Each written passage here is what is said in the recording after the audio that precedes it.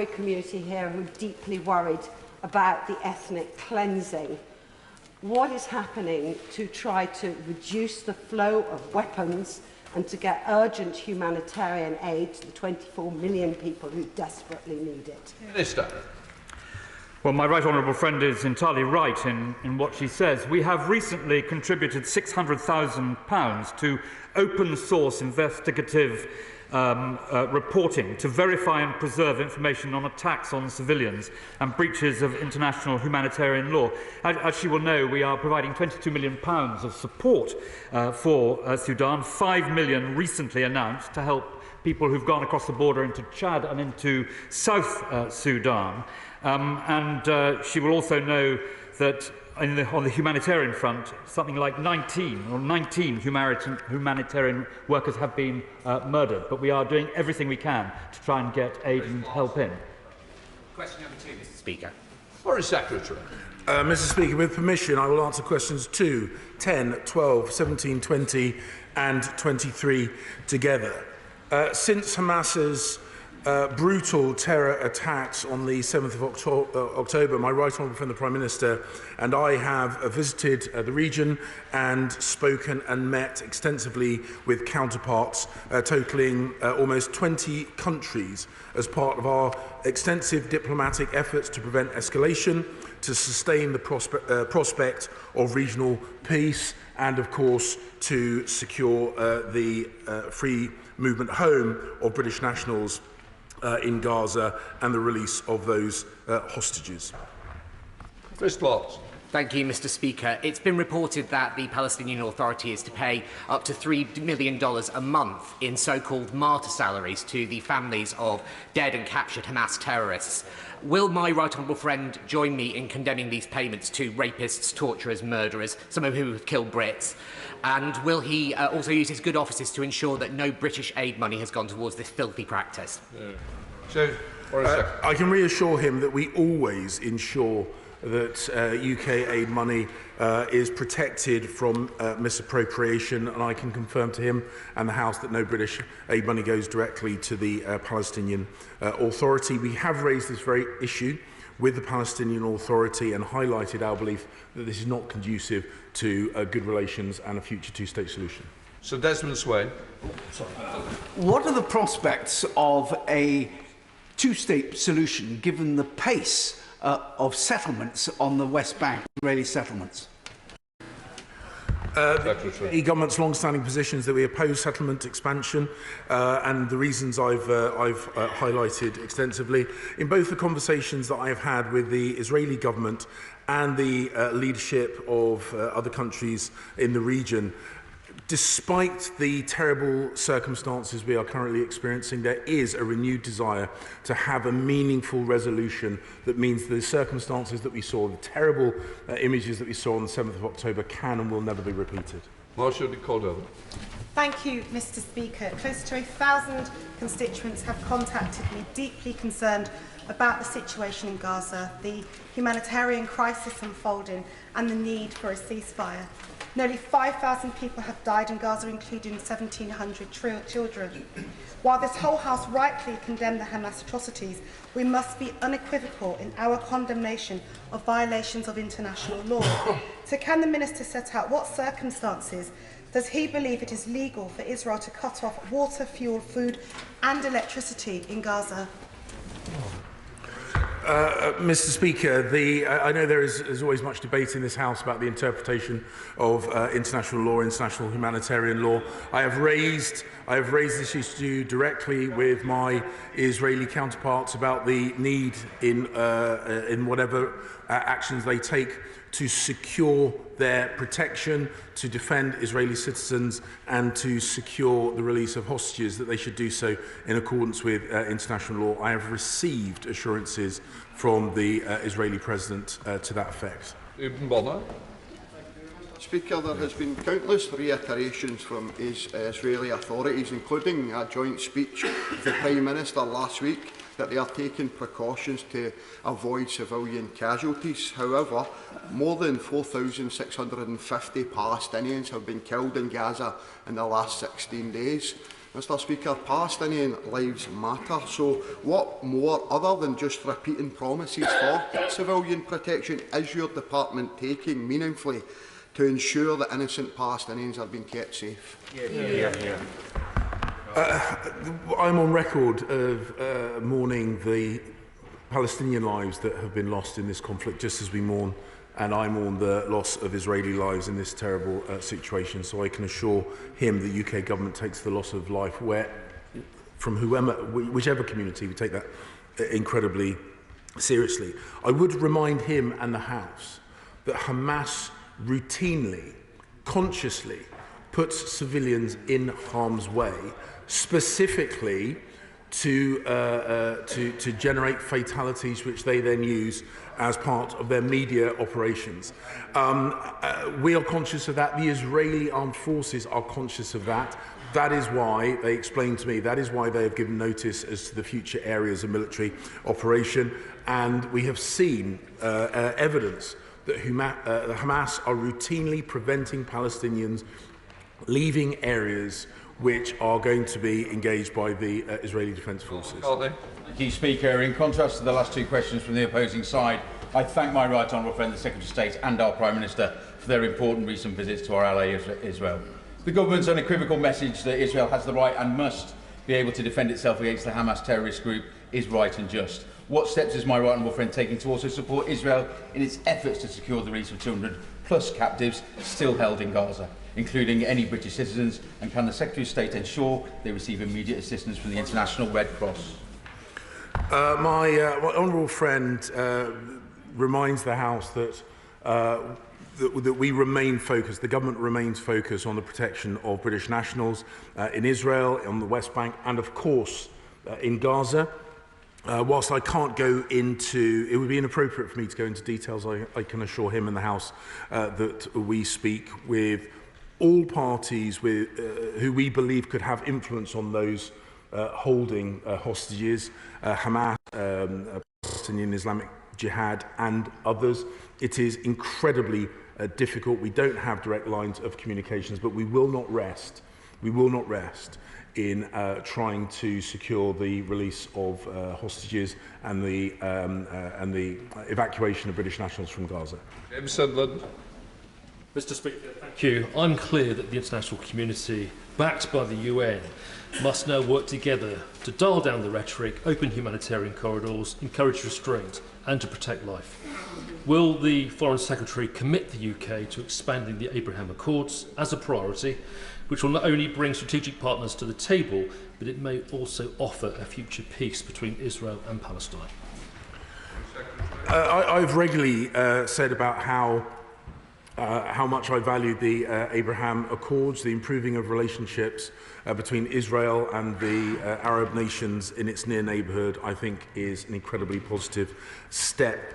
There is realistic belief that part of the attack of the 7th of October was to derail future normalisation and negotiations. And again, I think this highlights the fact that Hamas are not a friend to the Palestinian people. They are not trying to improve relationships between Israel and the Arab world. They brought down the Oslo agreements. They have consistently blocked all attempts to normalise relationships between Israel and the wider Arab world. We must not let them win in that endeavour, and we must work to bring peace between the Palestinian people and the Israelis.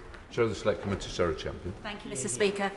I've been inundated with emails from constituents terrified for the future of the internally displaced Palestinians in Gaza. Since the 7th of October, nearly 600,000 IDPs are sheltering in 150 UNRWA facilities. 35 UNRWA staff have been killed. 40 UNRWA installations have been damaged. Foreign Secretary, when the ground invasion inevitably starts, where are these people meant to go? Who is expected to host them? Who will be administering them? And where will the support come from? And fundamentally, what does the Foreign Secretary believe the Israeli politicians' long-term objective actually is? all the conversations that we have had with Israel, with Egypt and with intermediaries who are able to maintain lines of communications with Hamas have been about the preservation of human life. I will put on record once again, we completely support Israel's right and indeed duty of self-defense. The brutality, and we are now only just starting to see the scale of the brutality, video evidence that has been retrieved from those individuals who brutalized and murdered Israeli citizens on the 7th of October has now been put in the public domain, and it is worse than any of us could have imagined. So we absolutely stand by Israel's right to self-defense, and we have said that we want to work with Israel, with Egypt, with the countries in the near neighbourhood, and of course with those who are the de facto government in Gaza, to minimise civilian casualties. We have had that commitment from Israel. We have had no such commitment from Hamas. Mr. Speaker, since I raised the question with the Prime Minister last week, indiscriminate airstrikes and the total siege on food, water and medical supplies have killed thousands of innocent Palestinian men and women and over 1,000 children. So let us be absolutely clear in this House. This is now beyond a humanitarian catastrophe.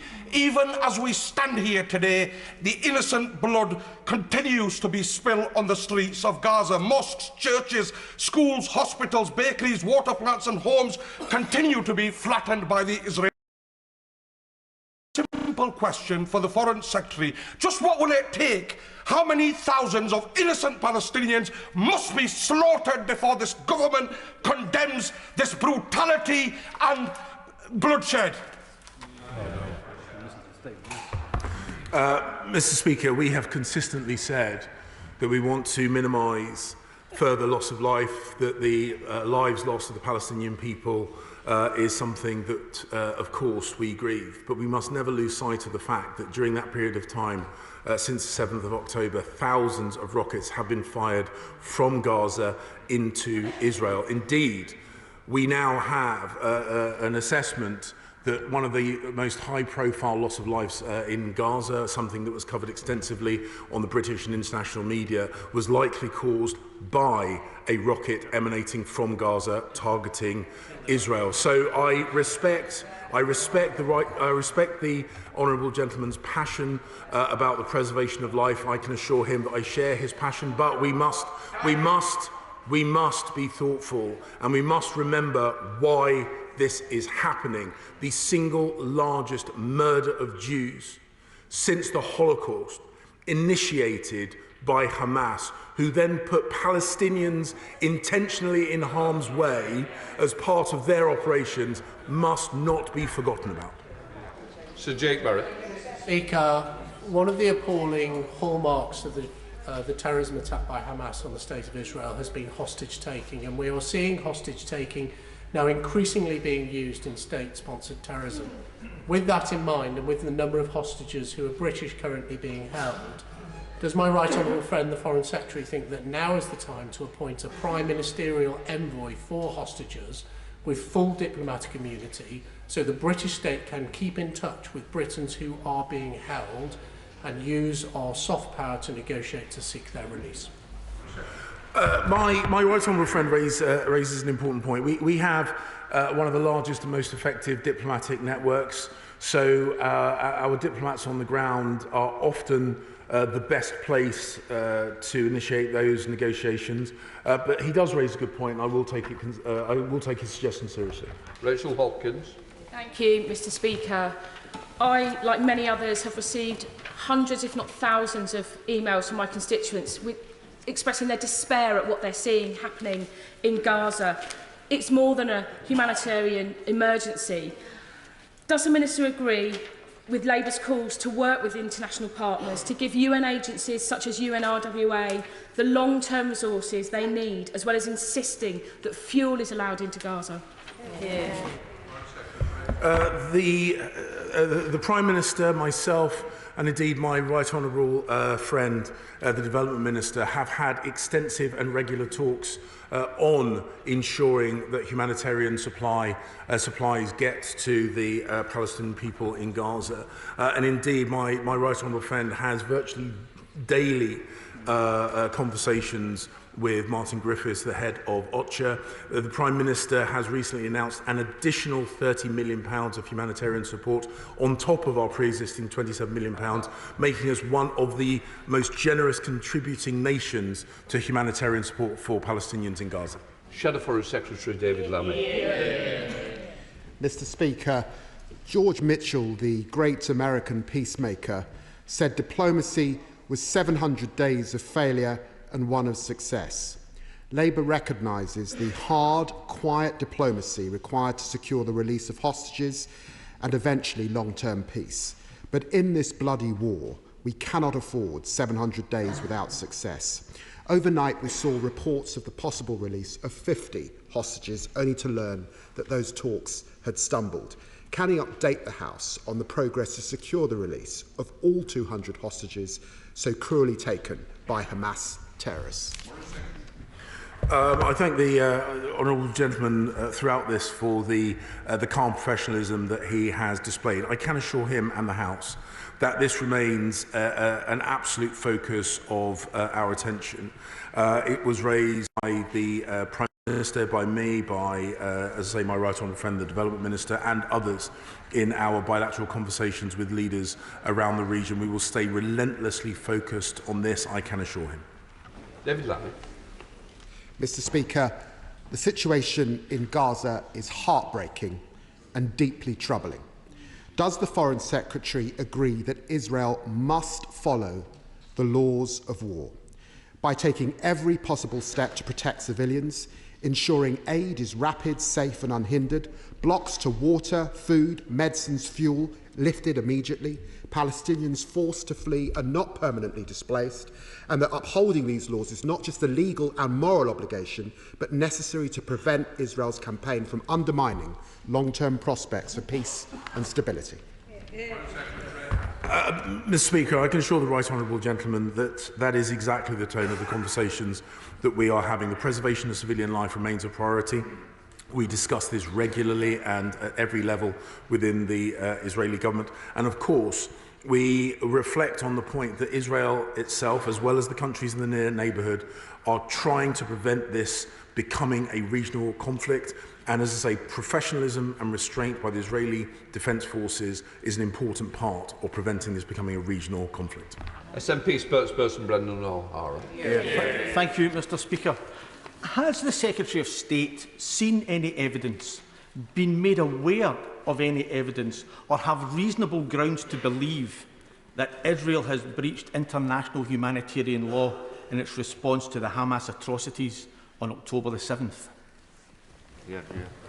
Mr. Speaker, I am not in a position, indeed it's not my role to make an assessment on the interpretation of events which are unfolding as we speak. There will of course be assessments of the nature of international humanitarian law. We are trying to make sure that in all of its actions, in its legitimate self-defence, Israel does abide by international law.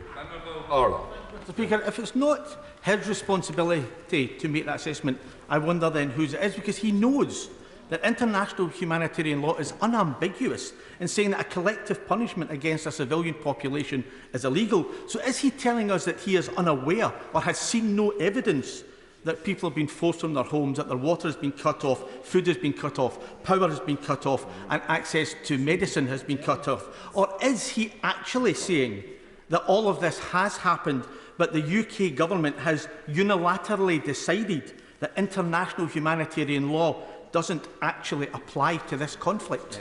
Mr. Speaker, he undermines his own question by making the assertion that his interpretation of international humanitarian law is by default one that I have to subscribe to. His definition of what is happening is not one that I necessarily agree with. Greg Smith.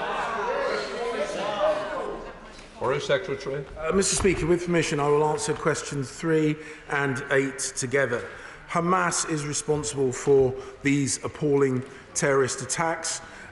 We know that Iran has been a long-term funder and supporter of Hamas, Hezbollah, and the Palestinian Islamic Jihad. Israel's support for these militant groups has a destabilising impact on the region and international security, and we remain ever watchful of their actions. Greg Smith. Thank you, Mr. Speaker. I'm grateful to the Foreign Secretary for that answer. Iran's fingerprints are all over Hamas's brutal massacre in Israel. Iran's blatant arming, funding worth $100 million a year, and training of terror groups around the region is just no. Leaders have even publicly lavished praise on Iran and the IRGC for its support. So, does my right honourable friend agree with me that we must be absolutely clear about the threat posed by Iran abroad and at home, and that now is time for a policy reset? So I completely agree with my honourable friend's assessment of Iran's malign influence. But we, as the government of the FCDO, are well aware of this, and I can assure him that we have been clear-eyed throughout the work we do with regard to Iran and their influence in the region. We will keep ever watchful. I'm sure no reset is required because we are very conscious of their impact on the region. Rhys Smith. Thank you, Mr. Speaker. What diplomatic efforts are His Majesty's government taking to protect and indeed enhance the Abraham Accords in light of the fact that clearly the Iranian regime is seeking to engender discord and indeed conflict in the Middle East? My honourable friend is absolutely right that the Abraham Accords have been a force for good. We need to protect them, ideally enhance them.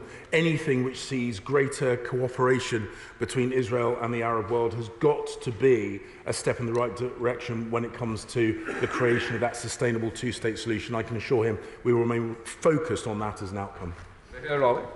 Thank you, Mr. Speaker. This government has rightly imposed sanctions on those states and organisations which support terrorism. Can the Secretary of State therefore clarify that if it is found, following an independent investigation, that Israel has also broken international law and committed war crimes in Gaza, that his government will consider the introduction of appropriate sanctions?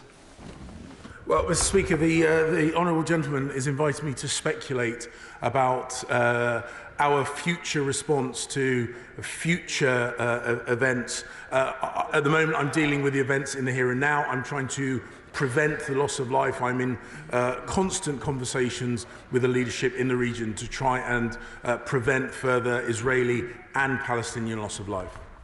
Mr. Speaker, yesterday I had the privilege of meeting families whose loved ones have been taken hostage, who have come here to share their testimony. It was deeply moving. And they raised the fact that Iran is very much behind this. So I ask the Foreign Secretary, why have we yet to prescribe the IRGC? Surely it was time back a year ago, but surely now, what's the excuse for waiting? Mr. Speaker, the plight of the people, the families who have either lost loved ones or have lost loved ones still held hostage in Gaza is one that I have a huge amount of sympathy for, and I'll be meeting with families who have members held hostage later on. We are well aware of Iran's influence. As I have regularly said, any decision about prescription will be a cross-government decision. The advantages and disadvantages of doing that will always be held, will always be at the heart of any decision-making process. But as she knows, we do not comment on future sanctions or prescriptions designations.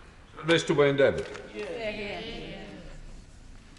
Mr. Speaker, following on from that question, Labour has been calling for many months for the government to prescribe the IRGC. There is evidence emerging of Iranian involvement in the Hamas terrorist attack in Israel. We also understand that the United States has called for the UK to follow its example. So I do press him. When will the government act?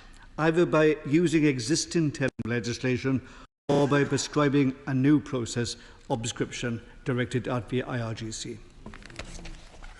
I would remind the House that the IRGC is sanctioned in its entirety, as well as certain other individuals who are members of the IRGC. As I've said in response to the Honourable Lady's question, no international measure comes without cost. There are, of course, advantages and disadvantages to prescription, which would fundamentally mean that we could have no direct diplomatic relations with Iran. As I said, we always take these issues very seriously. Any decision that we made will be made cross-government, but we do not speculate on future sanctions or prescriptions designations. David. Question number 4, Mr. Speaker. Thank you, Mr. Speaker. The FCDO has referred over 1,450 people under ACRS Pathway 3 to the Home Office. We're supporting over 900 Afghans in third countries, including with accommodation, and we're grateful to Pakistan for the work we do together to this end. And of course, Mr. Speaker, we remain committed to relocating to the UK all eligible Afghan families, working closely with the Home Office and Department for Housing to ensure they all have suitable accommodation on arrival. David. Thank you, Mr. Speaker. Mr. Speaker, if I may, before I ask my question, I'd like to put on record my thoughts go out to everyone impacted by the disturbing scenes we've witnessed in Israel and Palestine. After the evacuation of Afghanistan, I told ministers that many of my constituents have relatives in Afghanistan who work for the British government. What is the minister doing to keep the government's promise for further support to help those to support those who help the UK's mission in Afghanistan? Thank you, Mr. Speaker. We continue our diplomatic efforts, including supporting those Afghans in third countries. We have relocated more than 21,000 Afghans under both ARAP and ACRS, and that's something we will continue to do. John Barron. Thank you, Mr. Speaker. Last week, the government made the right decision in lifting the quota for Pathway 3, allowing all eligible British Council contractors to come to the UK. However, many contractors and their families are waiting in Pakistan for clearance to come to the UK because accommodation has yet to be arranged. May I urge the government to resolve this housing issue urgently, given that the Pakistani authorities threat to return the contractors to Afghanistan next month. This would be a disaster, and we need to sort it out now. Well, thank you, Mr. Speaker. We're acutely aware of the challenge he alludes to. We are working at pace with our mission in Pakistan, and I think we are seized of the natural justice required and the fact that we need to do our duty to these people, and that's why the full pace of our institutional effort is focused on doing just that, and we look forward to keeping colleagues updated. Journalist Limbrock. I'm grateful, Mr. Speaker, and I too wish to put on record my solidarity with those who are living in fear and heartbreak in Gaza and Israel. The withdrawal from Afghanistan was an absolute debacle. It's a continuing source of shame for this country because so many people who helped us, trusted us, relied on us have been absolutely abandoned.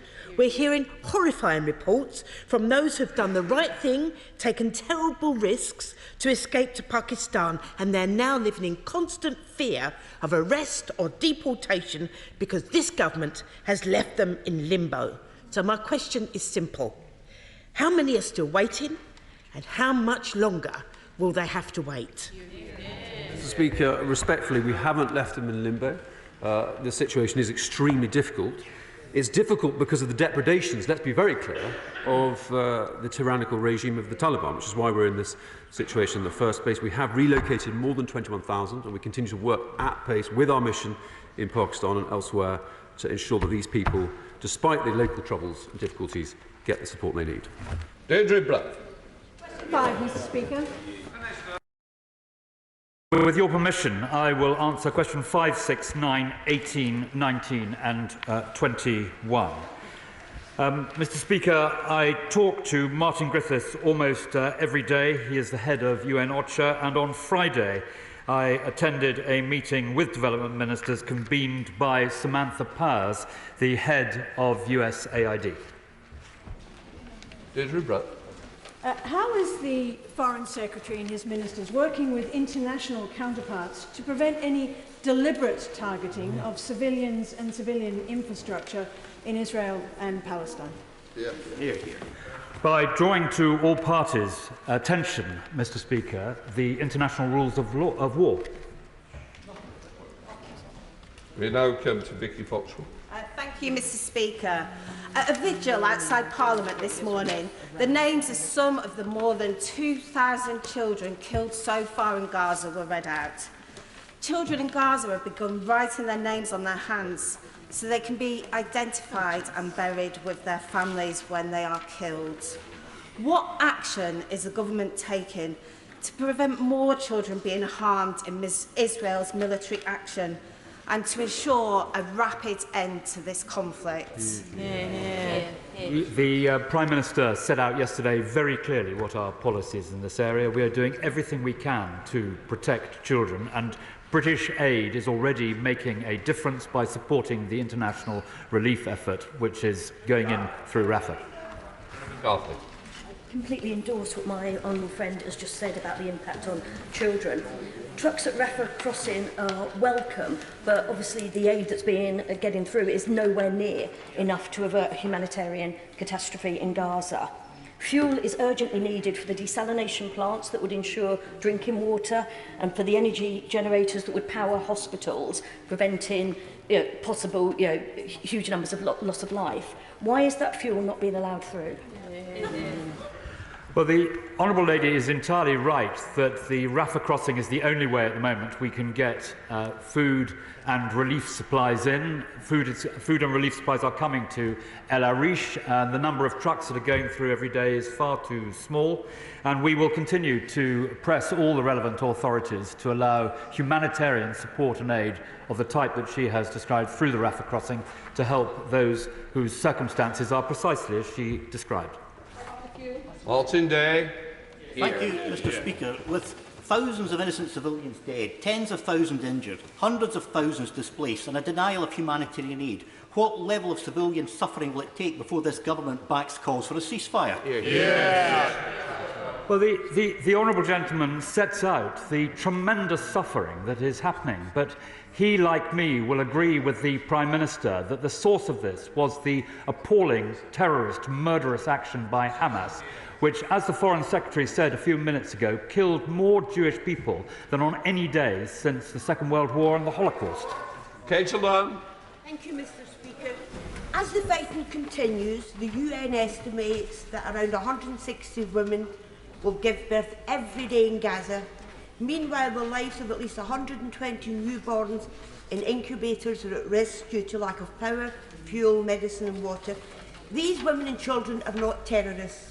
Will the Secretary of State listen to the increasing calls for a ceasefire, which would be the best way to ensure the release of hostages who are in a terrible situation and the delivery of aid for Palestinian citizens? In terms of delivering aid and support, I had the opportunity to meet with all the, or a very large number of the British charities and NGOs which are trying to help in Gaza. I keep in very close touch with them. And insofar as the issue of access and support through these trusted agencies is concerned, we will do everything we can to help. Sarah Owen. Thank you, Mr. Speaker. Of the thousands of innocent people killed, aid workers are also included in that devastating loss. UN experts on the ground have made repeated warnings that the current Israeli military strategy could lead to the permanent ethnic cleansing of Palestinians. Yesterday, the Prime Minister said at the dispatch box that there were mechanisms to deal with breaches of international law. Could the Minister say more on what they are doing to support independent investigations and the ICC? Well, I think the answer to the Honourable Lady's perfectly proper question is that international organisations, legal organisations all around the world will be looking at this and giving their opinions. Mary Robinson. Mr. Speaker, people in Cheadle are deeply concerned about the humanitarian situation in Gaza and welcome the doubling of aid which was announced by the Prime Minister. However, we know that Hamas has got a history of diverting and misusing aid that is given to it for its own terrorist purposes. What steps are we able to take to ensure that this much-needed aid gets to the people in need? Well, she's quite right. She's quite right to make that warning about the proper use of aid, Mr. Speaker. I can tell her that this is probably the most scrutinised programme that Britain has in terms of humanitarian relief and support. And if ever we see anything which we think is untoward, we immediately stop using that group. But we operate through trusted partners, and the proof is that they are trusted and partners. Stephen Crabb.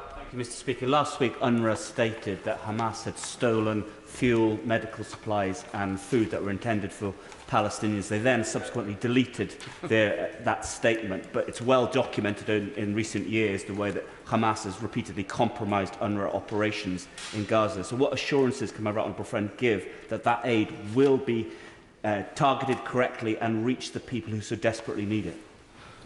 Well, my right honourable friend is right that UNRWA operate in difficult circumstances, but I can tell him that we talk to UNRWA all the time about the proper use of these resources, and we will do everything we can always to make sure they go to the intended place. Sarah Britliff. Speaker, my constituents in Harbin and Haslingden and myself want to thank the Foreign Secretary for all the work he is doing to ensure aid is getting to Gaza. But we know the UN have stated that it needs at least 100 trucks a day to take the aid to those who desperately need it. So can my right honourable friend set out what conversations he's having with his Israeli and Egyptian counterparts to make sure that aid is getting where it needs to be? Foreign Office officials and indeed the Foreign Secretary and others are talking to all the relevant authorities in Egypt and in Israel. But she will understand that the key thing is to increase the number of lorries that are getting through Rafah. The current number is wholly inadequate, and I talk to Martin Griffiths virtually every day about the operations that the UN are conducting to try and beef up that number. Crispin Blunt.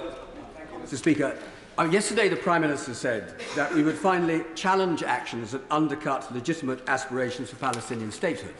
None more fundamental than 57 years of the breach of the Fourth Geneva Convention by the illegal occupation of the territories, then with 750,000 Jewish settlers placed in those territories, have made a two-state solution very, very difficult indeed. Or are we actually now going to do something about that? Or does he share my concern that the meaningful resolution that the Foreign Secretary referred to may actually include the transfer of the people of Gaza and Gaza itself out of the State of Israel into the hands of another state, or some states or so, but more concerningly followed by the expulsion of the Palestinians from the West Bank? Well, my right honourable friend has a long-standing and principled view on these matters. I do not share his view, and nor does the government, and nor do I think the latter part of his question and the specific points that he made are likely to come about.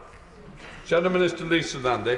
Thank you very much, Mr. Speaker. Can I just take this opportunity to thank the Development Minister for the constructive cross-party way that we've been able to work together since I was appointed to this post in such grim times. He will know that every minute counts right now in Gaza. Incubators have been switched off and children are drinking dirty water. Fresh water and power are the most pressing issues. But despite our shared hopes of progress this week, in the convoys that entered Gaza, fuel was not permitted, while several hospitals have been hit and many given multiple warnings to evacuate. So can he share with the House what the government is doing to help broker an agreement that hospitals are protected and to get fuel into Gaza so that international law is upheld, hospitals can power up and water and power can flow? Well, first of all, Mr. Speaker, may I welcome the Right Honourable Lady to her new position. It's one that I held for 5 years, Mr. Speaker, from 2005, and I very much hope that she will hold it for 5 years. It is one of the best. It is one of the best jobs in opposition and in government. She will also know, in respect of the question that she asked, that we are having humanitarian discussions with everyone, intent as we are on getting relief supplies, humanitarian supplies, through to those who need them. She asked me specifically about attacking a hospital. Attacking a hospital is a war crime. We should be in no doubt about that. Question number 7, Mr. Speaker. Thank you, Mr. Speaker. Following the conflict in Nagorno-Karabakh last month, the government called for an end to the violence, direct talks between parties to the conflict and urgent humanitarian access. We provided £1 million to the International Committee for Red Cross to meet humanitarian needs, and of course the UN has had access to the region. We encourage Azerbaijan to continue cooperation in this regard. I thank the Minister for his answer, and I also refer the House to my role as Vice Chair of the APPG for Azerbaijan. Can he tell the House what support the UK Government and indeed British companies are providing in the Karabakh region of Azerbaijan to help clear the landmines laid by Armenian forces, as well as to support the reconstruction of the towns and communities that were destroyed and looted during the occupation? Well, my honourable friend speaks with great knowledge in this subject, and I'm pleased to confirm that the UK is continuing to assess the humanitarian needs in the region, including in relation to demining in Armenia and Azerbaijan. We've provided £1 million to the UN Development Programme since 2020 to aid demining efforts in both Armenia and Azerbaijan, and our embassy in Baku has had discussions with the Azerbaijani government on reconstruction and reintegration of the region. Chris Law. Thank you, Mr. Speaker. Mr. Speaker, whilst unspeakable horrors unfold in Israel and Palestine, we must not forget other conflicts around the world in which crimes against humanity are being committed against innocent civilians. Following Azerbaijan's military intervention in Nagorno-Karabakh, almost all of the entire ethnic Armenian population has been forced to flee. While over 100,000 people displaced, and reports as few as 50 to a maximum of 1,000 remain in the region, does the Minister agree that this bears the hallmarks of ethnic cleansing? Well, Mr. Speaker, I don't agree, but what I should say is that we have urged both sides to resume dialogue. Talks will be the basis of a sustainable peace. I made that point to both foreign ministers from both countries in recent weeks, and I will be making that point again when I travel to both countries in the coming weeks. Now come to topicals. Alistair Carmichael. Number 1, Mr. Speaker. Mr. Speaker, of course, in response to the terrorist attacks on the 7th of October, my right honourable friend, the Prime Minister, and other ministers across government have engaged intensively with allies in the region. But we are equally determined to deliver on other vital priorities, notably supporting Ukraine, tackling illegal migration, supporting stability in sub-Saharan Africa, and alleviating poverty around the world. Mr. Carmichael. Thank you, Mr. Speaker. The Foreign Secretary will be aware that the Government of France has announced today that it is sending their Foreign Minister to the United Nations Security Council to argue there for a humanitarian truce in Gaza, which, in their words, would be capable of leading to a ceasefire and necessary for the distribution of aid to civilian populations. It would also allow the focus to concentrate on the release of hostages, which I would have thought would commend itself also to the government of Israel. Will His Majesty's government support... Can I just say, people want to get on the odd paper. It's not a personal abuse to take all the time. Please, this is topical, short and sweet. You've been here long enough to know that. Foreign Secretary. Mr. Speaker, I can assure the right honourable gentleman that we are trying to find every avenue to alleviate humanitarian suffering. Will be represented at senior ministerial level at the UN Security Council later on today. We want to take action that will actually deliver aid and support to the Palestinian people who are suffering in Gaza. Johnson.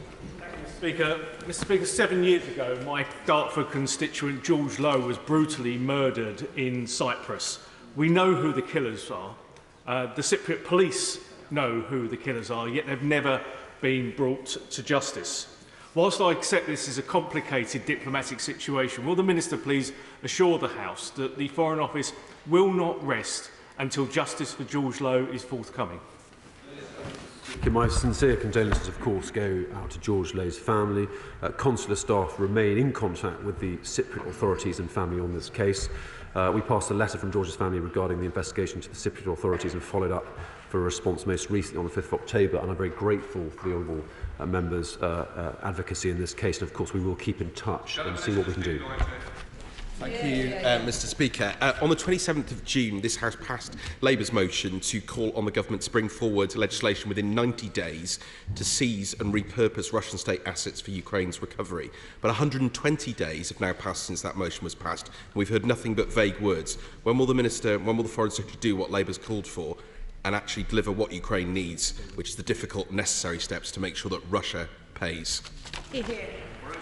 Mr Speaker, the state seizure of private assets is a very serious act, and it's an act that typically we condemn in other countries. I have made it absolutely clear, the government's made it absolutely clear, that the people who are responsible for brutalising Ukraine will ultimately pay for its reconstruction. My friend the Foreign Secretary agree that one of the most important messages that Palestinians need to hear from the international community right now is that the two-state solution isn't dead. And can he say a bit more about his discussions with Israeli counterparts about what more can be done to resuscitate faith and optimism in the two-state solution?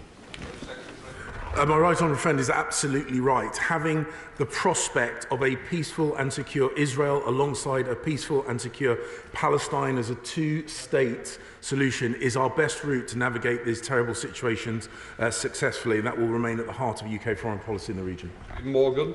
Thank you, Mr Speaker. Does the Minister agree with me that the delivery of fuel supplies into Gaza is essential to prevent further humanitarian catastrophe and to ensure the delivery of aid achieves its full impact?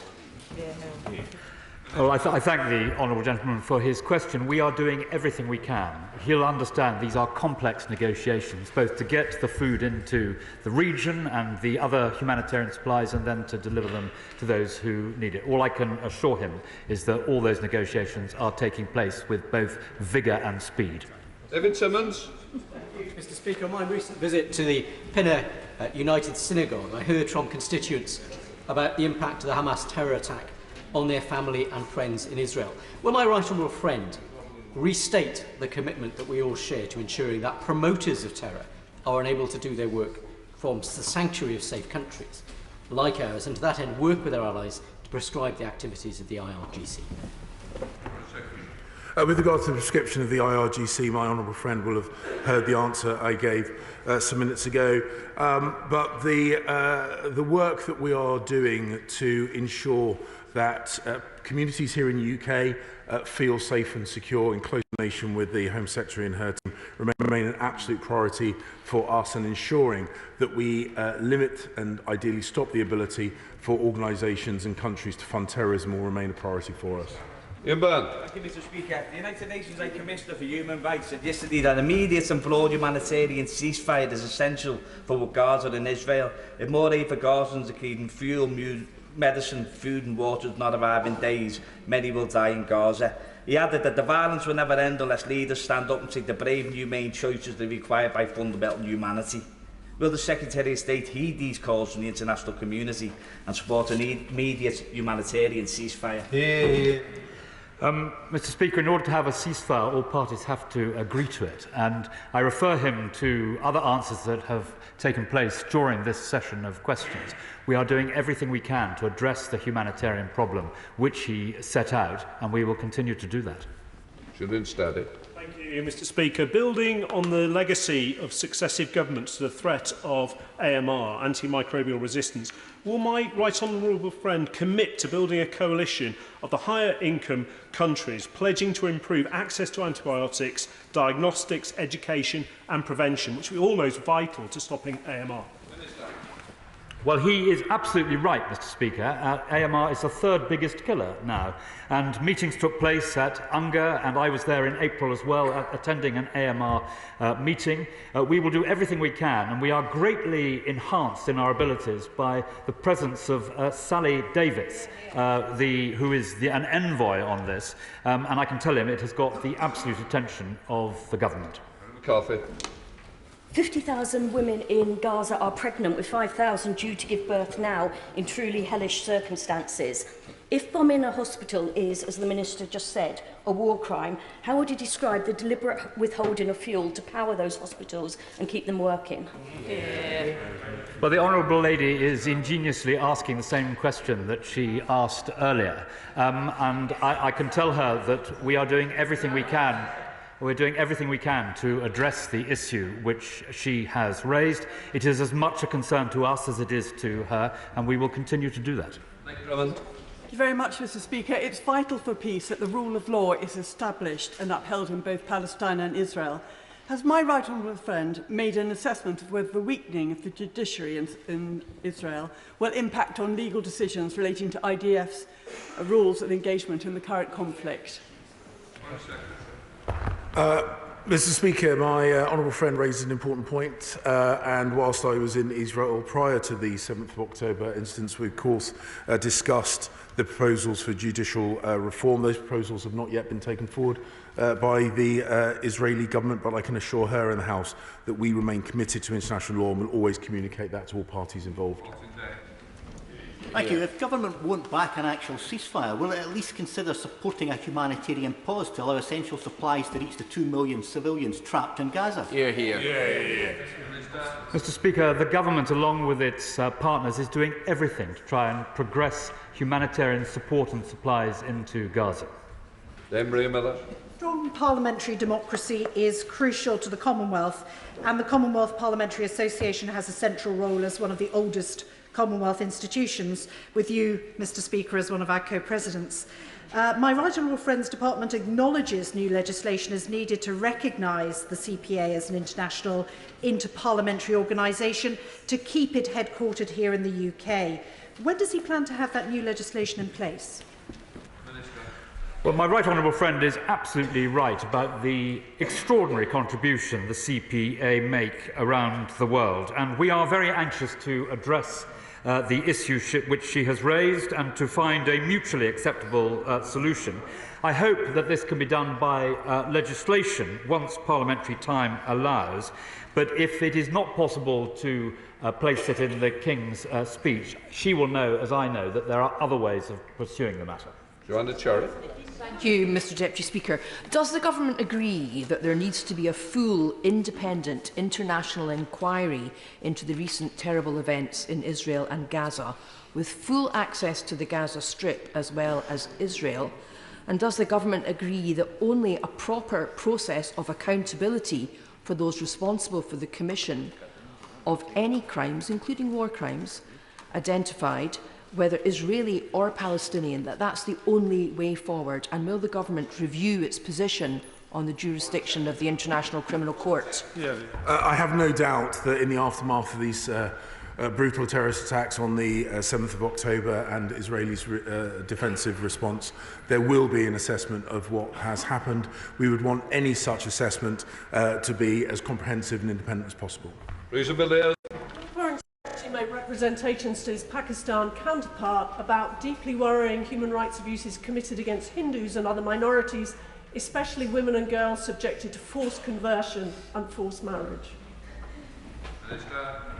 Notwithstanding the challenges in Israel and Gaza, protecting freedom of religion or belief, including for minority communities, remains central to the UK government's human rights engagements, including in Pakistan. And my right honourable friend, the Foreign Secretary, raised the persecution of religious communities, which include Hindus, with Pakistan's Prime Minister on the 25th of September.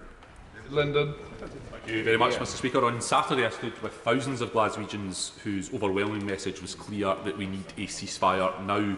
The only way that we can begin to de-escalate this conflict on both sides, a conflict that has led to a humanitarian catastrophe, is by ending the bombardment of Gaza, ensuring the flow of humanitarian aid and creating that space for engaging in diplomacy and dialogue. So in light of all that, why doesn't the British government call for an immediate ceasefire now?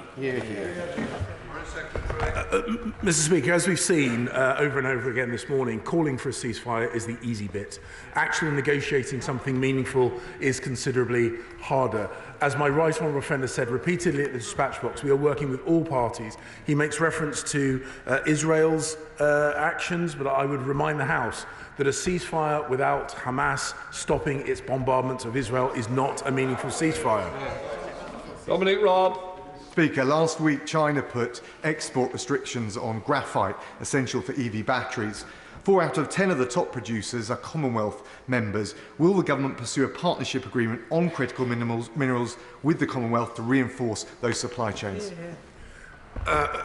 Mr. Speaker, I'd like to commend my right honourable friend for pursuit of a subject which I know from the time he was in my position was very much in his thinking. I can assure him that the critical minerals strategy is something I discuss regularly with Commonwealth leaders and others, particularly in Africa. It is in their interest and ours that they protect their own natural resources. Pryor. Thank you, Mr. Speaker. Let's have another try. Has the International Development Minister had direct discussions with his Israeli counterpart about getting fuel into Gaza? Because once the fuel runs out, hospitals stop and people die. I have not had those discussions with my Israeli opposite number, but he may rest absolutely assured that the contact with the Israeli government, not least through the visit of the Prime Minister and the Foreign Secretary in the last few days, focuses on every aspect of this issue. Thank you, Mr. Speaker. The war in Ukraine is undoubtedly the largest land war in Europe for decades. Notwithstanding other pressures around the world, would my right honourable friend, the Foreign Secretary, reaffirm the UK's commitment in terms of its support for Ukraine and the Ukrainian people? Mr. Speaker, I can confirm to the House that the Ukraine's ability to defend itself remains a focus of the government, the Prime Minister, the Defence Secretary, and I discuss this matter regularly. I continue to have regular communications with the Ukrainian Foreign Minister. This may have fallen temporarily from the headlines in the British newspapers. It has not fallen from the minds of the British government. Thank you very much, Mr. Speaker. When atrocities take place, we have a duty to call it out. When Hamas murdered and kidnapped innocent civilians, we rightly called it out. And, Mr. Speaker, when Putin targeted innocent Ukrainians and Assad targeted hospitals, we expressed our horror in this House. Now we also have a duty to speak on behalf of innocent Palestinians who are being collectively punished, starved and indiscriminately bombed in their own homes by Israeli forces. Children's bodies are lying on the street. It is wrong, and it's why we need a ceasefire. So will the Secretary of State convey this to his Israeli counterpart? Mr. Speaker, again, the Honourable Lady asserts her interpretation of international law. It is not necessarily one that is shared by the government. The preservation of all life, including Palestinian life, remains at the forefront of our thinking. Mark Logan. Speaker, what discussions has my right honourable friend had with Minister Kamikawa of Japan and Wang Yi of China in terms of their respective countries' role in easing tensions in the Israel-Gaza conflict? I've not had the chance to speak with the Chinese Foreign Minister on this issue, but I have spoken a number of times with the Japanese Foreign Minister on this issue. Of course, we are more than happy to work with any international partner that can alleviate the pain and suffering of both Israelis and the Palestinian people, particularly those in Gaza, and we will continue to do so. Hamilton.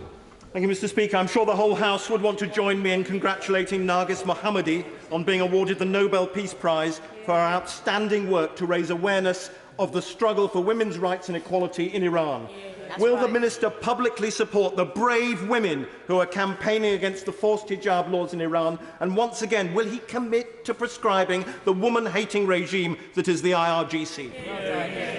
Mr. Speaker, on the prescription of the IRGC, he will have heard the answers I've given a number of times at the dispatch box already, but I can assure him that we continue to stand with the brave women of Iran who are standing up for their rights in the face of the oppression of their government. And indeed, I met with women Iranian campaigners a number of weeks ago, and he and the House should know that we stand in full solidarity with them. Dr. Neil Hudson. Thank you, Mr. Speaker. I pay tribute to the Prime Minister, the Foreign Secretary and their teams for their important diplomatic efforts in the Middle East in recent days. The potential implications of the conflict between Israel and the terrorist group Hamas are deeply concerning for the wider region. So can the Foreign Secretary update the House on the steps the government are taking to prevent this conflict spreading to the wider region? In the conversations I have with the Israeli government in the immediate aftermath of the 7th of October attacks, they expressed the desire for this to not turn into a regional conflict. That desire was echoed by all the leaders of the Arab world that I've spoken to. It remains an absolute priority for this government and indeed the governments of the region to prevent this turning into a regional conflict. That is exactly what Hamas wants and therefore is exactly what we do not want. Final question, Richard Bergen. Thank you, Mr. Speaker. Isn't it the case that it's simply impossible to get in the scale of aid needed to end the humanitarian nightmare underway in Gaza without a ceasefire? Well, he's heard the responses, the detailed responses from the dispatch box today on the difficulties that that entails. And I just want to reiterate to him what I said earlier, which is that we are doing everything we can to try and make sure that we help those who are suffering in Gaza today. Completes questions.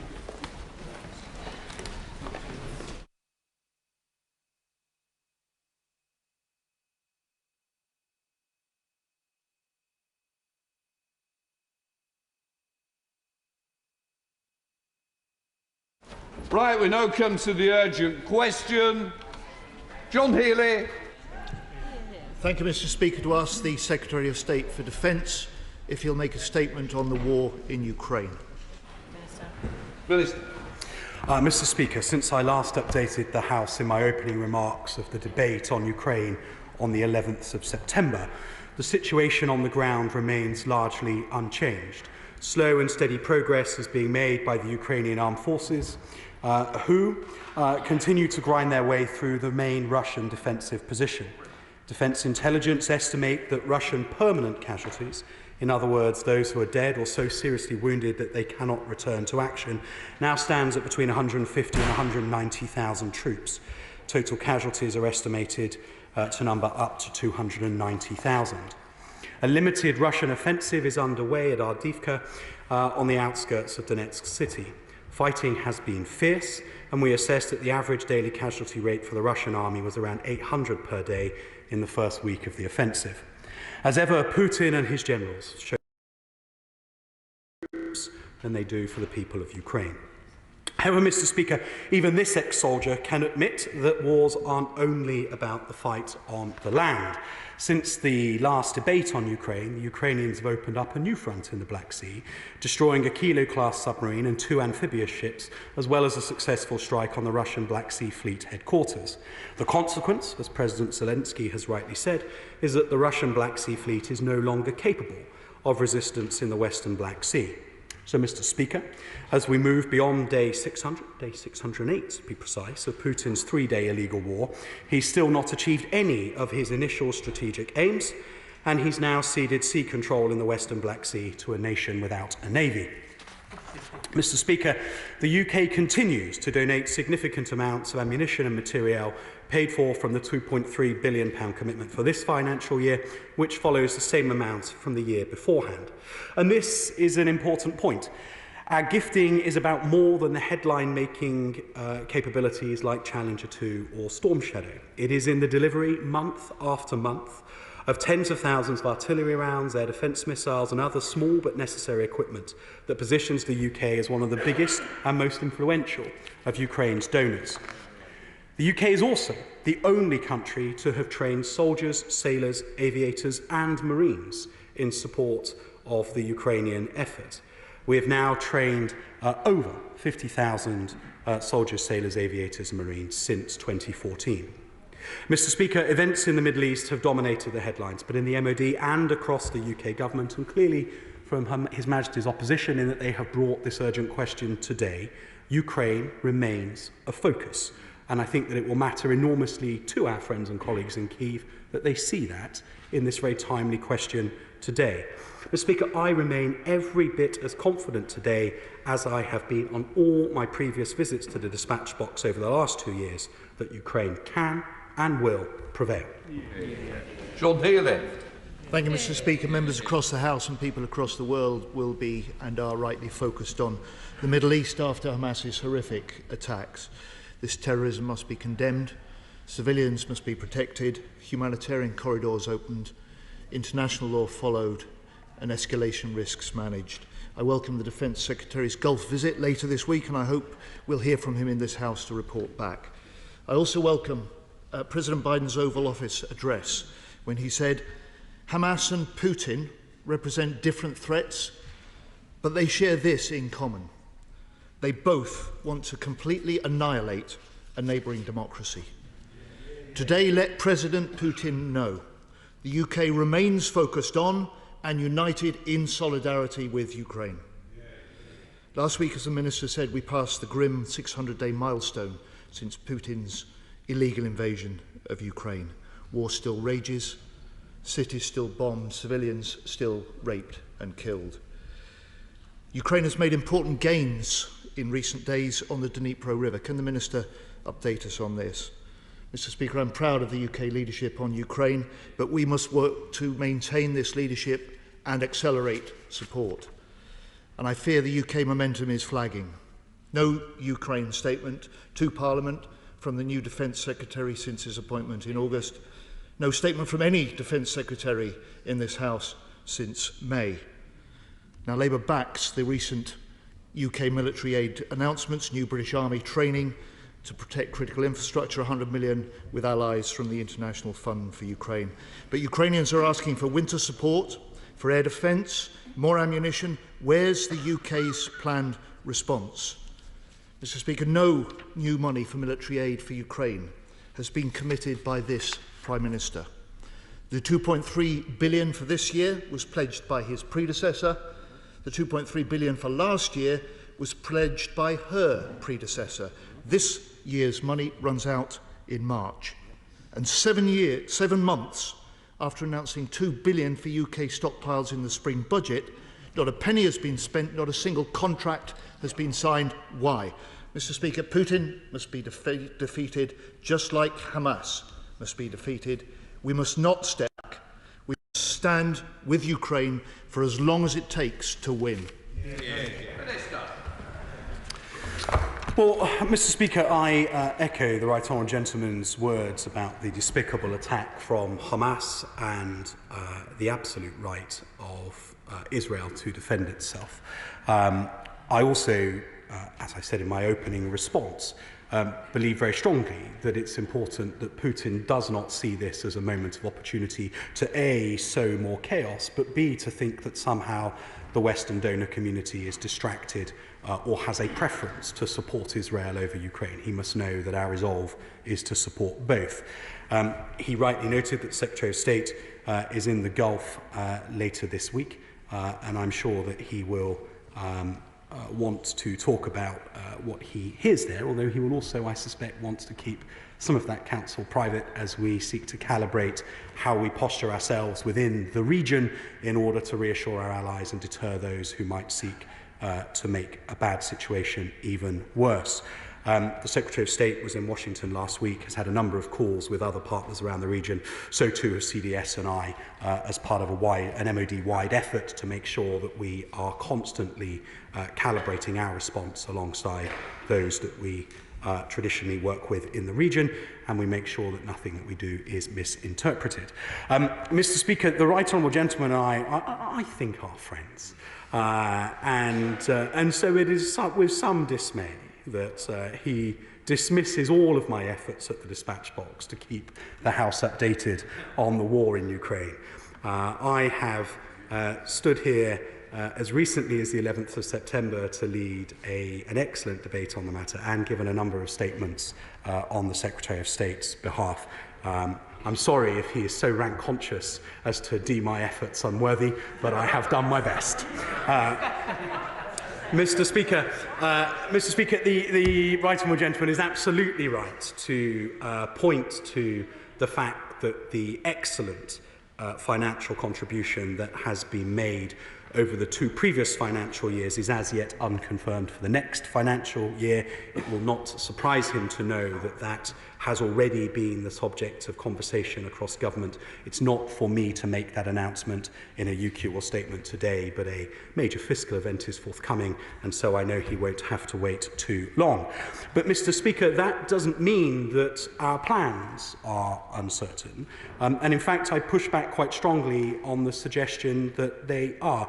I think that for a long time, over the last 2 years, there's been a sort of a misunderstanding that the UK's capacity to gift is entirely either from our own stockpiles or from our own indigenous industrial capacity. The vast majority of what the UK gifts is what we're able to buy internationally, often from countries that Putin would prefer weren't providing us with that stuff, but we have been able to get our hands on it and get it to the Ukrainians with some haste. And that is exactly the sort of thing that the honourable gentleman asked about. It is the small but necessary things, the winterisation equipment, the small arms ammunition, the artillery ammunition, the air defence ammunition.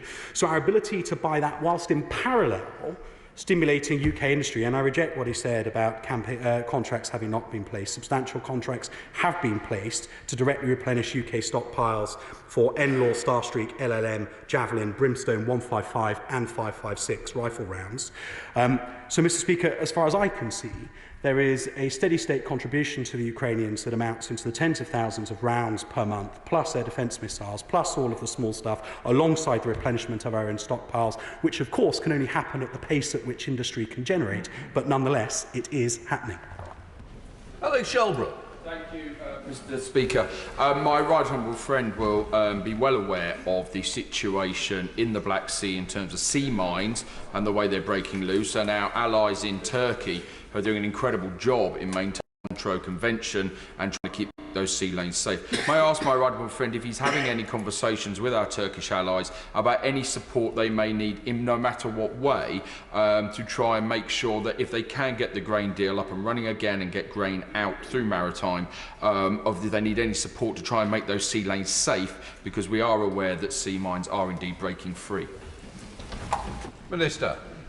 Mr. Speaker, my right honourable friend is an expert on these matters, and can I commend him for the work that he and colleagues around the House do as part of the NATO Parliamentary Assembly to ensure that parliaments across NATO stand united in our support for Ukraine. He rightly notes the importance of the Montreux Convention in keeping non-home ported ships out of the Black Sea, and the Turks have applied that inscrutably. I think Turkey is entirely confident and comfortable in its ability to continue to enforce the convention. Clearly, for other Black Sea nations like Romania and Bulgaria, demining is already a concern and something that they are getting on with. I met with my Romanian counterpart at the Warsaw Security Forum only 2 weeks ago to discuss exactly that. Martin Doherty-Hughes, the SNP spokesperson. We cannot forget this autumn, Mr. Speaker, seen a broader escalation of the conflict in Ukraine into the frontiers of our Euro-Atlantic homeland. And I speak in particular about the recent announcements by the governments of Sweden, Finland and Estonia that undersea assets linking those countries have been intentionally damaged by third parties. I should declare an interest as the chair of the all-party group in Estonia. But my primary concern, I'm sure shared by the Minister, is closer to home. As events in Eastern Mediterranean and Baltics demonstrate the diffuse nature of the threats we need to face, so they also demonstrate the importance of keeping a singular focus on the areas this government can best hope to influence. Now, while supporting the heroic and excellent bilateral support of the people of Ukraine as they continue their fight, on the day the Defence Select Committee publishes a report into the government's Indo-Pacific tilt, can I ask the Minister to reiterate his government's commitment to the Euro-Atlantic security is a central strategic concern of these islands of the North Atlantic we inhabit together, and to critically to update the House on the security of our North Sea oil and gas infrastructure. Hear, hear. Minister.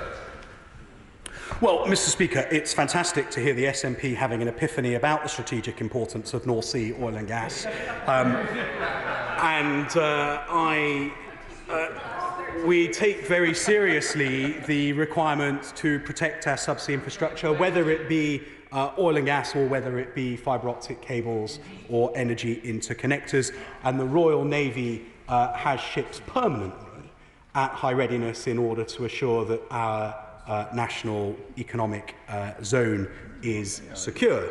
Now, the point that the Honourable Gentleman makes is an important one, which is a time of growing instability in the Euro-Atlantic and the Near East, a time to also be committing more military resource to the Far East and the Indo-Pacific. And every defence review, the original integrated review and its refresh, was clear that the absolute foundation of all of our military effort is around security in the Euro-Atlantic. But if our principal ally in the United States is ever more concerned, as it is, about its competition with China and the challenge in the Indo-Pacific, it is necessary, surely, to show our willingness to contribute to Indo-Pacific security alongside the United States, so that the United States, Mr. Speaker, remain engaged in Euro-Atlantic security too. Dr. Julian. Sir Julian. Thank you, Mr. Speaker. And before I ask my actual question, may I just briefly quote from the former Defence Secretary, my right honourable friend for Wyre and Preston North, who in an important article in the Daily Telegraph at the beginning of October said, "Before I left office, I asked the PM to match or increase the 2.3 billion pledged to Ukraine this year to add to the 4.6 billion we've spent already. The UK is no longer the biggest European donor, Germany is." Does the Minister agree that this is a helpful exchange of views, because it will enable him and his team to go to the Treasury and express how united the House is on the need to continue this very important, indeed decisive level of contribution to the fight of Ukraine for freedom? Minister. Well, Mr. Speaker, the previous Defence Secretary never needed any help from me in making his case to Prime Ministers. He is, of course, absolutely right that the UK has won its position as leading the global donor community because we have resourced that commitment. We have been willing to go through capability thresholds before anybody else. But our position as a leader internationally depends on our continued willingness to do so. The previous Secretary of State, the current Secretary of State, and indeed the Prime Minister and the Chancellor are all on the same page about the importance of maintaining that UK position. Thank you, Mr. Speaker. Can I just say to the Minister that I completely agree with the comments made and concerns raised by my right honourable friend, the Shadow Secretary of State. Can I also say to the Minister, and part of the reason why we want the Secretary of State here as well, is because we really do need to up the game in terms of convincing the British people why it's actually essential we keep the massive and the ongoing support for the Ukraine and the importance of defeating Russia. Now, can I just say to the Secretary of State, it follows on from the last question, it's clear that Ukraine needs more resources, whether that's equipment, munitions, armaments, etc. And they really do need to step up even further. So can I say to the Minister, will he go back and talk to the Secretary of State and his colleagues in Cabinet and say we really do need to put more resources into supporting Ukraine? Minister. Well, Mr. Speaker, the Honourable Gentleman absolutely right that we should not take for granted the cross-party and national consensus that has existed about support for Ukraine, and that all of us in this House continue to stand in solidarity with the Ukrainian armed forces. And I think we set the tone that the media and the nation follows. But it is a significant amount of money at a time when everybody else around the cabinet table will also be seeking resource for their departments. And so we must, as the Honourable Gentleman says, make the case. But the case, as far as I can tell, is a completely compelling one. What the Ukrainians are doing is standing up to our main adversary, the nation that challenges security in the Euro-Atlantic, and it is through our support for them that we are making a very clear stand about how we want the Euro-Atlantic to be, and in so doing reassuring all of our NATO allies along NATO's eastern frontier of our resolve to stand up to Russian aggression and with them under the terms of NATO's treaties. Sir Bernard. May I very much welcome my right honourable friend's clarity about how absolutely critical it is for the security of the world and the rules-based international order that there is a successful outcome for Ukraine in this conflict? And can he do everything he possibly can to make sure that the critical long-term, longer-range missiles and air defence systems, which are having a very detrimental effect on the Russian armed forces, continues to get through? And may I just add my voice to my right honourable friend, the member for New Forest East. We take it as read that the extra money will be announced in the autumn statement, at least as much, if not more, than before, in order to help sustain Ukraine in this dreadful conflict. Minister. Well, Mr. Speaker, I completely agree with my right honourable friend about the need to maintain our support for the Ukrainian armed forces. There are a number of step change capabilities that will come into Ukrainian hands over the next 12 months or so, most obviously combat air. And the UK, whilst not an F-16 nation, is a part of the F-16 coalition and is doing the basic pilot training before they go on to F-16 nations for conversion. And I know that the Prime Minister agrees with all in the House who make the case for the need to us to continue to support Ukraine into the next financial year. Richard Ford. Thank you, Mr. Speaker. There's been lots of interest in recent days, quite rightly, about the law of armed conflict, a subject of which the Minister knows from his own time serving in the armed forces. While the conflict in Israel and Gaza has rightly made us reflect on the protection of innocent civilians, we've seen a war in the last couple of years in Ukraine in which Russia has shown little regard for civilians. What does the Minister understand by the term proportionality in the context of the war in Ukraine? Minister. Well, Mr. Speaker, I think that some of the false equivalents that Lavrov and others from the Russian government have sought to create is deeply misguided. The point of proportionality is not an eye for an eye. It is not a numerical thing. It is around military necessity in order to achieve legitimate and proportionate military aims. It is clear in the way that Putin has prosecuted his war, most obviously in somewhere like Mariupol, but actually in the way that he has systematically targeted civilian infrastructure, not as part of the initial shaping of a legitimate military operation, but as part of a very deliberate, sustained campaign to terrorize the Ukrainian people, that there is no equivalence between what is happening in Gaza at the moment and what has been happening in Ukraine. And we must stand up every time that Lavrov or his cronies try to make the opposing point, to be very clear on what the difference under international humanitarian law is. Sir Bill Wigan. Mr. Speaker, it cannot be extraordinary that on the same day that the Russians assaulted Avdiivka, Iranian-backed Hamas decided to commit their murderous assault on Israel. We cannot fight Hamas, but we can do so much more to crush their Russian allies. Minister. So, Mr. Speaker, I think it's very important that I don't suggest that we have any evidence that somehow the Kremlin and Hamas were coordinating in the awful events of what happened 2 Saturdays ago. But I think that what we have seen is the Kremlin are incredibly effective at spotting opportunities that are presented to them in which to further subvert and destabilise. We've seen that in coups across Western Africa, and we've seen it in the way that Putin quickly moved to contribute to a challenging narrative to the West over what happened in Israel 2 Saturdays ago. John MacDonald. The calculation so far, and I know it's difficult getting exact numbers, but the numbers of Ukrainian troops wounded is anything between 100,000 and 120,000, and civilians estimated about 18,000.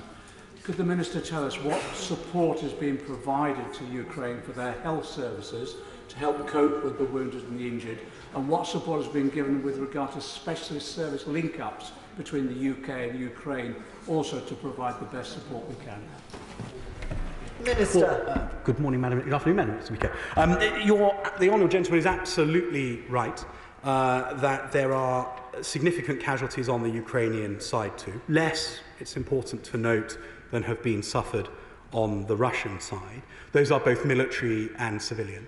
On the military side, there is a coalition of nations, just as there are with all other types of capability to provide military aid. There are UK medics based in Lviv as part of that. When I was in Rzeszów in Poland just 2 weeks ago, my plane pulled up alongside a German Air Force plane that was or Swedish Air Force plane that was about to evacuate Ukrainian troops back to Sweden. In addition, the UK is rehabilitating some of the troops injured on the Ukrainian side back here in our rehabilitation facilities. In addition to that, as part of the wider support that the UK government provides to Ukraine, there is, of course, always looking for opportunities to support the wider humanitarian and civilian medical services too. Robert Courts. Thank you, Madam Deputy Speaker. May I return to stockpiles and supply chains? The Minister is absolutely right that the UK has been providing a great deal of material, but we need a steady supply of orders that is necessary to restock our own cupboards and to supply the Ukrainians. Could he outline what he's doing to make sure we have that supply chain resilience? And could he also reassure me that he'll keep a laser-like focus on the logistics capacity that is needed to get kit from here to there? Minister. Well, Madam Deputy Speaker, my honourable friend is right on both counts. Firstly, that the industrial capacity needs to be re-established in order not just to replenish our supply chains. It shouldn't, and this is an important point, the Department isn't seeking simply to make a single order to replace whatever has been gifted to the Ukrainians. Instead, we're looking to create orders that run on and on and on so the industrial capacity can be maintained. Those contracts are being placed as the industrial capacity comes online, and in the meantime, other contracts are being placed that allow a more like-for-like replenishment from stockpiles elsewhere in the world. He's also right, however, that having all of the industrial capacity and having all of the fighting echelon it only works if you've got the logistic enablers to match them all up, and we're making investment in that as set out in the Advanced Defence Command Paper Refresh as well. Judith Cummins. Thank you, Madam Deputy Speaker. We must not forget Ukraine, and we must continue to stand with Ukraine.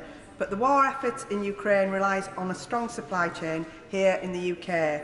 And a crucial part of that supply chain, GMB members at Defence Equipment and Support, who assemble and transport missiles for the front line, have had to take weeks of industrial action over unfair pay. Ukrainian politicians and trade unions have urged a resolution to this dispute because they know how valuable these workers are. Will the Minister join with me and do the same? Minister. Well, Madam Deputy Speaker, I'm unfamiliar with the issue of which she speaks, and so I wouldn't want to comment on the fly. But clearly those who work within our excellent defence industry do very important work. In my experience, many of them see themselves as contributing to a national endeavour and are motivated by patriotism every bit as much as they are money. And I hope that they will continue to work as hard as they have been so that we can support our own armed forces as well as those of Ukraine. James Sunderland. Madam Speaker, given that precision, remotely piloted and autonomous weapon systems, not to mention close air support, could be decisive to an attritional land campaign, could the Minister please update the House on the delivery of air power to Ukraine? Minister. Well, Madam Deputy Speaker, I said in response to an earlier question about the F-16 coalition, which is a combination of both gifting the jets and the munitions and the pilot training. I've nothing really to add to that beyond what I said earlier, other than it is expected that those capabilities will arrive with the Ukrainians within the next 12 months, and clearly everybody is working to do so as quickly as possible. Stuart MacDonald. Deputy Speaker, if the news is to be believed this morning, we're about to see another German U-turn this time on providing Taurus missiles, just as we saw a U-turn on Leopards, just as we saw a U-turn on the F-16s. Indeed, right across the Ukraine contact group, we keep seeing this same pattern of countries dragging their heels on a certain capability, only to finally give in the end. Admittedly, that doesn't include the Minister and the Government, but why does this keep happening in the contact group? And would he just say a bit more about how the training for F-16 pilots is going? Minister. Well, Madam Deputy Speaker, I'm minded to be much more charitable to nations who have again and again and again challenge themselves to go through a capability threshold, often one that the UK has demonstrably gone through first. And for the Germans, if you take the position that they have traditionally taken to where they are now post-Titan vendor, it is extraordinary, the level of gifting that they are now providing. And so I think it's invidious for me to be in any way critical. In fact, I'll go the other way and say how full of admiration I am for the way that German policy has shifted so completely over the last 2 years. Sarah Atherton. Speaker, they say infantry wins battles, but logistics wins wars. But with Western stockpiles diminished, what conversations has the Minister had with the defence industry sector about supporting Ukraine to produce and manufacture their own munitions? Minister. Well, Madam Deputy Speaker, as keen a follower as Defence Affairs will have spotted that the Chief Executive of BAE Systems was in Kyiv at the back end of the summer, and BAE have already announced their intention to manufacture in Ukraine. That is clearly something that the British government supports, and we will look at how more widely UK industry can not only support our support for Ukraine through the UK MOD, but can increasingly manufacture directly in support of the Ukrainians.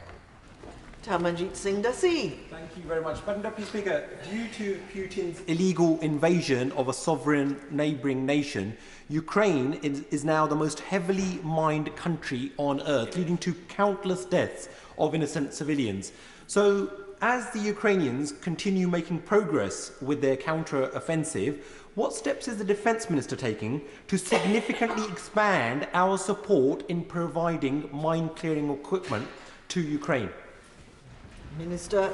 Well, Madam Deputy Speaker, with the exception of the northern Kharkiv Oblast, which was recovered at some pace last autumn, I'm not sure that the front line has moved anywhere near enough to start to talk about a civilian demining effort in the defensive belts that have been laid over the last year or so.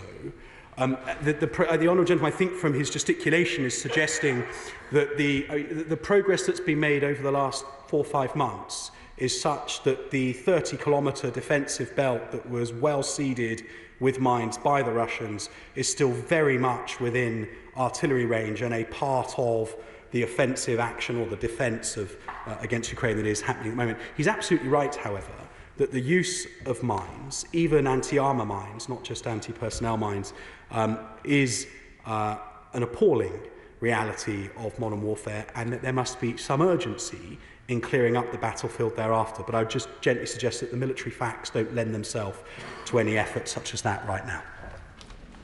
Jason McCart. Thank you, Madam Deputy Speaker. With the world quite rightly focusing on the Middle East, I really welcome this question as an opportunity for us to show our solidarity with Ukraine once again. And can I just say I really welcome the Labour front bench likening Hamas and Putin as barbaric bedfellows in trying to annihilate neighbouring democracies.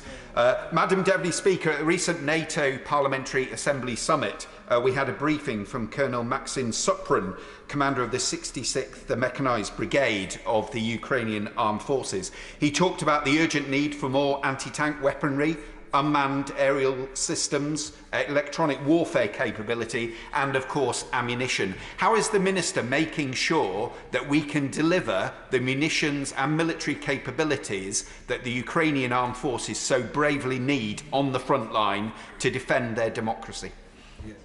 Minister.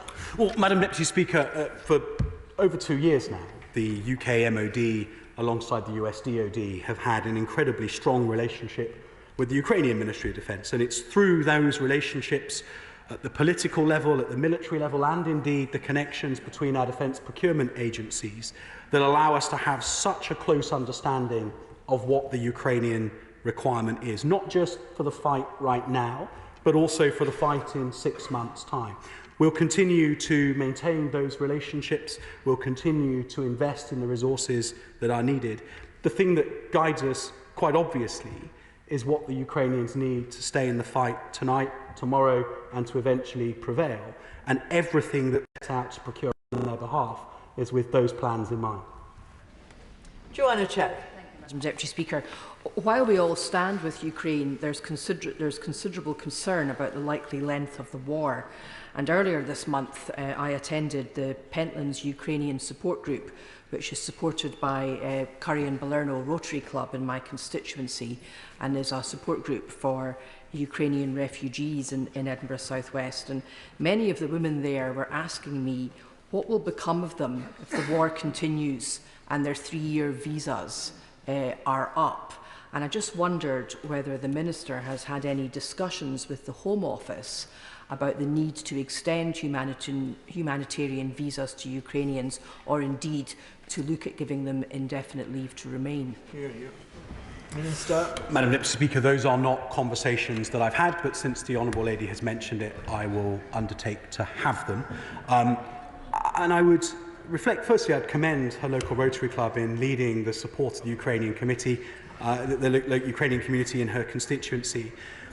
And it is a really uncomfortable reality that everything I would want to say to her constituents, just as I want to say to the Ukrainians who are living in my own constituency, is don't worry, this will be over soon, you'll be home soon.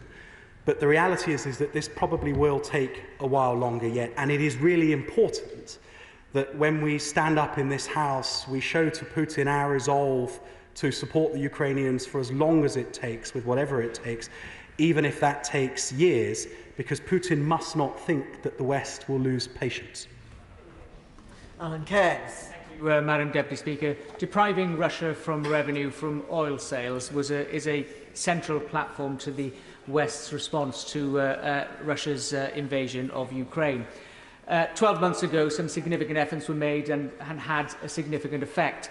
But the NATO Parliamentary Assembly just weeks ago heard evidence that all of those blockades have now been circumvented and that Russia's oil revenue has increased.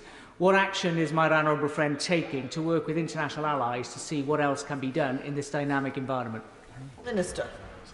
Well, clearly, Madam Deputy Speaker, it is a cause of enormous concern where international sanctions regimes are not working as intended.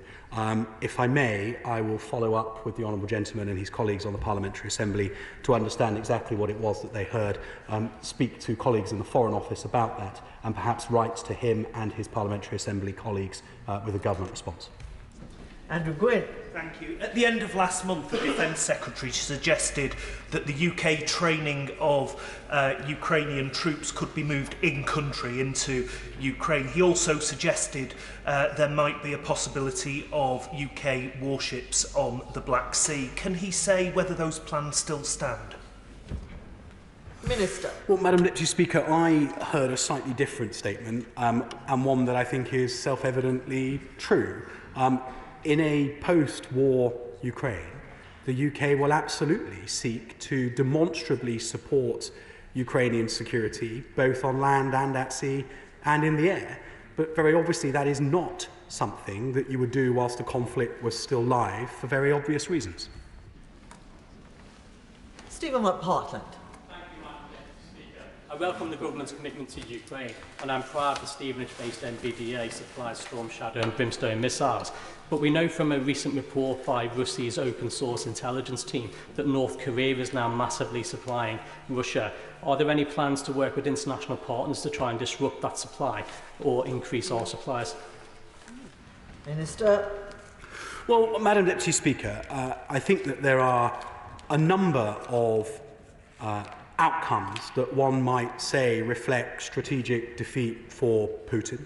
Finland and Sweden joining NATO, growing distrust of Russia throughout its near abroad, and more recently having to go to countries like North Korea cap in hand to seek weapons because they're unable to sustain their own arms industry, not to mention the very rapidly changing dynamic between Russia and China.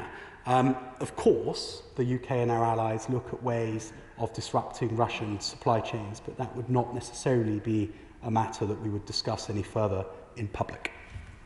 Gavin Robinson. Thank you very much, Madam Deputy Speaker.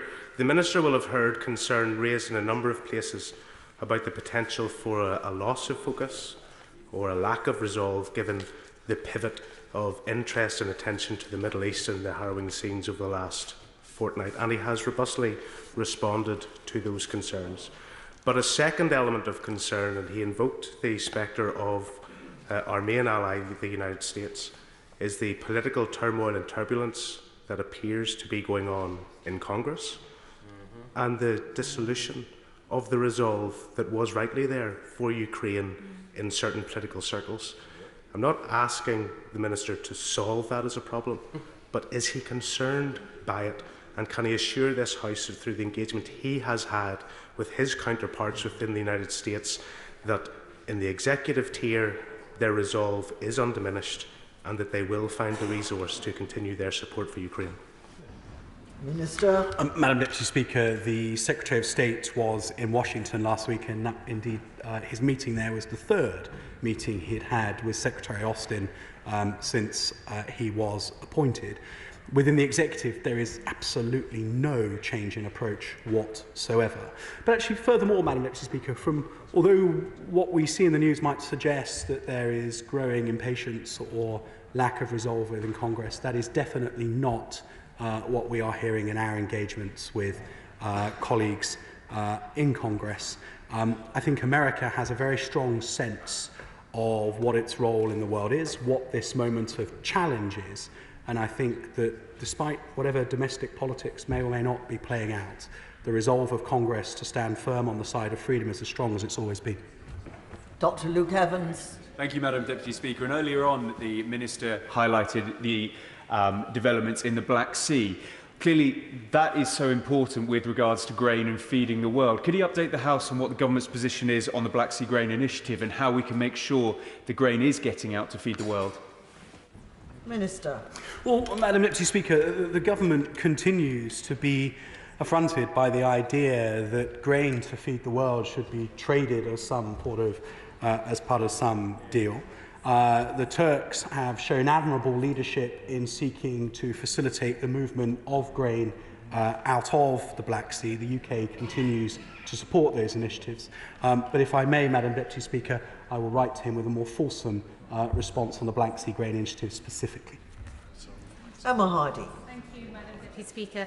Recently met with Ukrainian refugees in my constituency, and they're really worried about this war lasting a lot longer than was originally anticipated, and what they really want is security to know that they can remain safe here in the UK for as long as this appalling war continues past the date of the 31st of December 24. So I wonder what conversations the Secretary of State has had with the Home Office about ensuring that Ukrainian refugees who are here can continue to remain here in safety for as long as they need to. Minister. Madam Speaker, I think the Honourable Lady might have been momentarily distracted. The exact same question came up 10 minutes or so ago, but I will add her name to the Honourable Ladies in my conversations with Home Office Ministers. Simon Fell. Very much, Madam Deputy Speaker. Providing material, support, logistical cover is crucial to pushing back the Russian aggression in Ukraine, but so is a strong sanctions regime. Madam Deputy Speaker, earlier today a worrying report surfaced saying that whilst the UK has banned Russian copper, aluminium and nickel, the EU has not done the same as they deem them to be critical minerals. I wonder if my right honourable friend could update the House as to what the government is doing to make sure we present a united front in our battle against Russia. Minister. When it comes to EU sanctions on Russian critical minerals, the honourable gentleman has exposed the significant flaw in my knowledge. I'll need to write to him. Alex Sobel. Thank you, Madam Deputy Speaker. I'd like to first thank the Shadow Secretary of Defence for calling this urgent questions the co-chair of the Ukrainian PG and the Minister for his update. In his update, he spoke about the new phase of the war, particularly important phase of the war regarding the Black Sea and Crimea. And Ukraine will not be free until every Russian soldier has left Crimea. I know the Ministry of Defence has trained Sea King pilots, has delivered Sea Kings, I understand 3 Sea Kings, but these are for search and rescue. What naval aid is the UK supplying to Ukraine for this next phase of the war, which will be vital? Minister. Well, Madam Deputy Speaker, the UK has provided a number of capabilities that have been used by the Ukrainians in their effort in the Black Sea. None of those are explicitly naval, but the challenge with the Montreux Convention is that the minesweepers, for example, 2 of them that the Royal Navy has transferred to the nascent Ukrainian Navy can't enter the Black Sea whilst the Montreux Convention is in place, and that of course puts a constraint on our ability to generate a genuine naval capability until the Montreux Convention is lifted. Kevin Foster. Thank you, Madam Deputy Speaker. When Putin launched his attack on Ukraine, he not only expected to conquer a neighbouring democracy, but to split the international community. Instead, he united it, because people cannot remain neutral when we see this type of behaviour go on. The biggest rebuff to him will be a strengthened and enlarged NATO. So what conversations is he having, particularly with his Turkish and his Hungarian counterparts, about ensuring ratification of Sweden's membership proceeds forthwith? Minister. Well, Madam Deputy Speaker, it remains our firm expectation that Sweden will accede to NATO, and we continue to press all allies to ensure that that happens sooner rather than later. It's also of note, and there's been a great deal of discussion of this in the Swedish media, that it is increasingly in Putin's interest to stir up some of the activities that have been happening in Sweden precisely to affront the sensibilities of some other NATO allies, and it's important we've all got our eyes open to that possibility. Thank you. That concludes proceedings on the urgent question, and we will now proceed. I'm just pausing for a moment to allow a change of dramatis personae, and now we proceed to the statement. Minister Robert Jenrick. Thank you, Madam Deputy Speaker. And with permission, I'd like to make a statement on illegal migration. This government has made it our top priority to stop the boats, because these crossings are not only illegal, dangerous and unnecessary, but they're also deeply unfair.